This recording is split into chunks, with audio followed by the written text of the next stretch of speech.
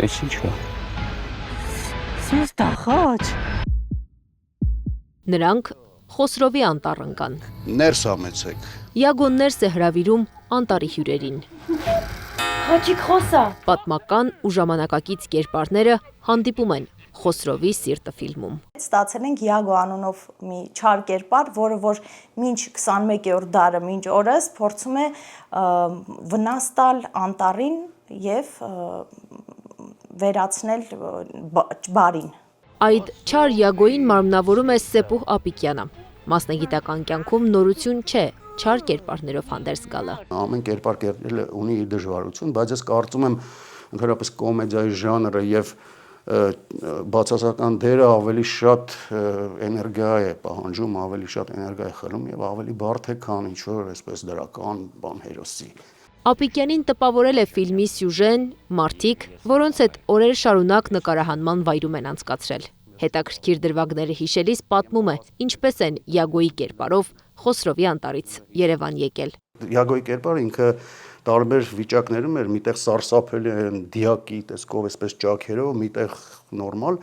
Հիմա այդ սարսափելի վատ գրիմն է, որը հնարավոր չի այնտեղ մաքրել, պետք է գնանք տանը էլ, երևի պիտի մտնես, չգիտեմ, դուշի տակ այսպես պրտես, որ անցնի։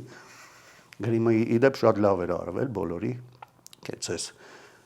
Մի խոսքով այդ կերպարով այդ շորերն էլ չենք փոխել, գնացել ենք, աղբը պիտի թափենք, մեր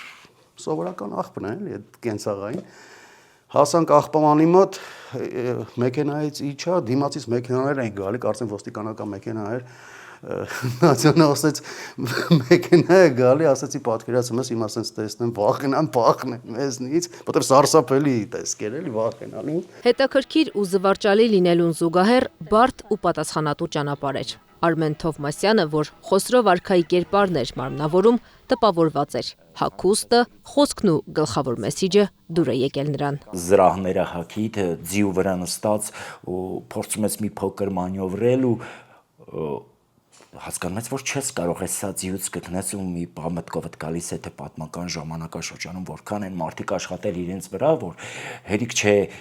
ձիու վրա նստած է ծանր զենք զրահները վրան ու մի բան էլ պատերազմել են այդ ամեն ինչում։ Պատմական ու հատկապես արքաների կերպարները մարմնավորելը լավ է ստացվում Արմենի մոտ, նշում է ռեժիսորը։ Կատակում են, գուցե նախորդ կյանքում կապ է ունեցել արքայական ընտանիքների հետ։ Թովմասյանն էլ ապավինելով գենետիկ կոդին չի բացառում։ Մեծ հայքի Կորճայք նահանգից են նախնիները։ Գուցե։ Չեմ մտածում դրա մասին, անկախ ինձանից գնում եմ։ Ստացվում է, չգիտեմ ոնց, ես ինքս էլ չեմ կարող այդ հարցին պատասխանել։ Անկախ ժանրից կարևոր են պատմական ֆիլմերը։ Խոսրով արքայի դերակատարը համոզված է, հանդիսատեսի ենթագիտակցությունը ֆիլմը դիտելուց հետո ավելին է տանում, քան այդ պահին զգում է նա։ Պատմական կերպարից ներշնչում, նմանություններ ու արմատին վերադառնալու փորձ։ Ապա ուր ես մեզ տանում։ Քամին ես կողմավա տանում, ուրեմն դե գյուղ կա, տներ կա։ Նվեր է ֆիլմում, Խոսրովի անտառում հին հայկական մշակույթի մասին պատմող ձայնն է։ Նվեր։ Նա այն կերպարն է, որը որ հատուկ իրենց մտցնում է անտառ կորցնում է, որպեսզի սկսի ուսումնասիրել անտառը իր աչքերով։ Նա բոտանիկի կերպար է, էլի, այսպես ասեմ, եւ ցույց է տալիս թե աղջոցվանքը, թե աստղիկ ջրվեժը, Վահագնի ջրվեժը, տարբեր